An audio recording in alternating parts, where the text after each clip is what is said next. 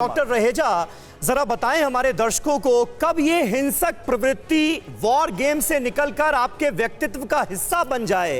ये पता नहीं चल पाता है। तो वो पॉइंट कौन सा हो जिसके बाद अभिभावक, पेरेंट्स फुल स्टॉप लगा दें, ये नहीं करना है, ये नहीं करने देंगे, वो पॉइंट क्या हो? ये मान लेना कि अभिभावकों को या बच्चे के आसपास जो लोग हैं उन्हें पता नहीं लगता, ये गलत होगा। जब इस तरह का बड़ा विस्फोट होता है तो हम सब चेत जाते हैं और फिर पास्ट को जब डिग करते हैं, जैसा डॉक्टर साहब बता रही थी, डॉक्टर गीतांजलि, कि उन्होंने पास्ट में जब रिसर्च किया तो उन्होंने पाया कि वहाँ पे स्पष्ट संकेत थे कि बच्चा दिमागी रूप से ठीक नहीं। देखिए, एक किसी को एक्सेस 1 पे डायग्नोज करना, जिसे हम एक बड़ी मानसिक बीमारी बोलते हैं, और किसी का इस तरह के ट्रेट्स को दर्शाना, और कहीं ये जिम्मेदारी बन जाती है अभिभावकों की, कहीं जहां वो काम कर रहे हैं, स्कूल में टीचरों की, एक समाज में, कहीं जो एक प्रचलन है कि जो चीज मुझे डॉक्टर साहब जो बात आप कह रहे हैं एकदम सही बात कह रहे हैं कि अभिभावकों की या स्कूल्स की, जहां भी बच्चे इंगेज हैं, रिलेटिव्स की, पड़ोसियों की जिम्मेदारी बनती है। लेकिन जरा मैं चाहूंगा कि दर्शकों को समझाइए, और जो दर्शक हमें सुन रहे हैं वो भी ध्यान से सुने आपकी बात। बहुत बेसिक सवाल कर रहा हूं, आजकल के जीवन में भागदौड़ बहुत ज्यादा है, माता पिता दोनों नौकरियां करते हैं, समय कम होता है, मोबाइल बच्चों को के पास रहता ही रहता है, उनसे छीनना तक मुश्किल हो जाता है। ये सारी चीजें हर घर में देखी जा रही हैं, मतलब ये बहुत कॉमन हो गया है। लोग कई बार इससे परेशान भी हैं, झुंझलाहट भी होती है, आपस में तनाव भी बढ़ता है। क्या सलाह आप देना चाहेंगे? क्योंकि देखिए, तनाव तो इस चीज का है, घर में चिंता भी है, लोगों को समझ में नहीं आता कि इसको हैंडल कैसे करें। हर आदमी, हर व्यक्ति इतना शायद एजुकेटेड या फिर इतनी जागरूक ना हो, तो ऐसे में एक सामान्य सलाह क्या हो, सामान्य तरीका क्या हो डॉक्टर साहब? देखिए, पहली चीज तो मैं ये कहना चाहूंगा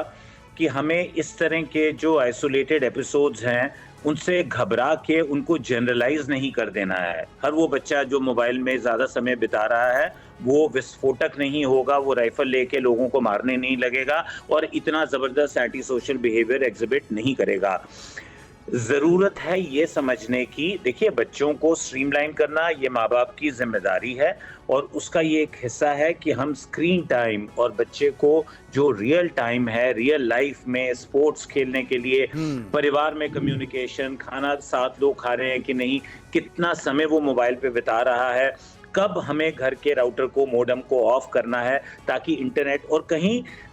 इन सब चीज़ों को करने से घर में कंफर्ट जोन जो है वो डगमगाता है। कहीं माँ बाप को भी जिस कंफर्ट की और कन्वीनियंस की आदत पड़ जाती है, जैसा आपने कहा कि बच्चा खाना नहीं खा रहा तो मोबाइल उसके हाथ में थमा दिया, ये माँ बाप की कन्वीनियंस है। और जब हम ये कन्वीनियंस खोजने लगते हैं तो हम डिफिकल्ट फैसलों को इम्प्लीमेंट करने से कतराते हैं, और जब ये हम करते हैं धीरे धीरे वो बिहेवियर इतना डीप रूटेड होता जाता है, और कहाँ वो एक मानसिक तनाव, एक मानसिक रोग में बदलता है, जहाँ एक बनी बनाई स्कीम के चलते एक ताना बाना बुन के एक नौजवान बच्चा एक राइफल लेके मासूम बच्चों को मौत के घाट उतार देता है। तो इसका खामियाजा समाज भुगतता है, और कहीं हम अपने समाज को इतना वल्नरेबल नहीं कर सकते कि हम अपने बच्चों को स्कूल भेजते हुए, मॉल भेजते हुए डरें कि कहीं उनके साथ हादसा ना हो जाए। तो सेल्फ प्रिजर्वेटिवनेस की जो हमारे समाज को आदत पड़ती जा रही है, कहीं ये